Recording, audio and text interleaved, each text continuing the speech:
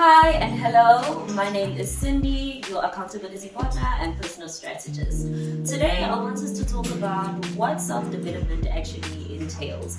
But before we get into discussing self-development, I want us to break it down a little bit further and talk about the self concept. So when you think of the self, I want you to think of the self as being made up of three parts. The first part being the real self, second part being ideal self, and the third part being your self-esteem. So your real self is everything that you are right now, who you are right now, all your actions, all your thoughts, all your beliefs, every single effort that you put into being you and your life as it is right now. That's your real self. Your ideal self is basically that version of yourself that comes to mind when you think of yourself functioning at your fullest potential, your best self.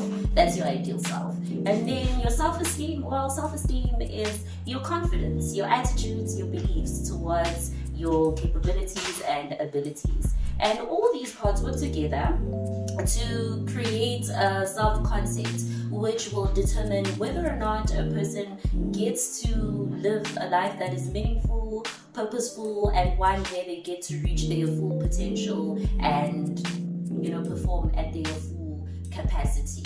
So how does one actually get to an actualized state?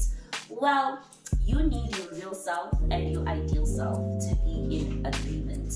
This means that what your real self does, everything that you do right now, all the efforts that you put into your life, into yourself, are in alignment and they are facilitating a path for you to get to a point where you are your best self. And how well a person does this is determined by a lot of factors, but for the sake of this video today, I want us to focus on self-esteem and self-worth. So let's get back to self-development. What is then self-development? Self-development is the process where one creates the alignment between real self and ideal self, and it entails creating an environment where even in the list of challenges, you are able to forge a way or a path that leads you closer to your desired outcome.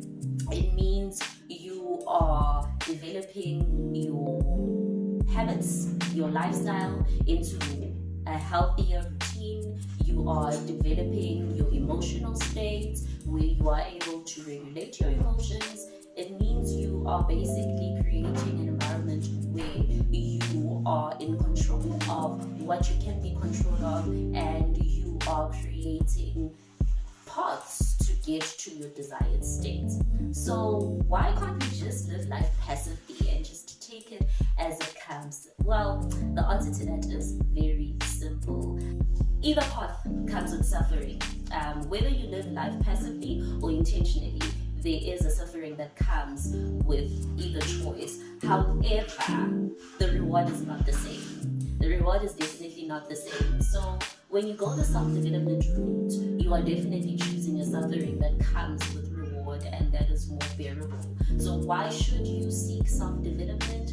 It's to cut all the unnecessary stuff. It's to cut the unnecessary suffering. It's to cut all the unnecessary setbacks. And that brings me to the end of today's video. I hope that helped bring some clarity for you. But if you do have any questions or would like to find out how we can work together, please feel free to email me, DM me, WhatsApp me, and I'll be sure to get back to you. But until next time, have yourself a productive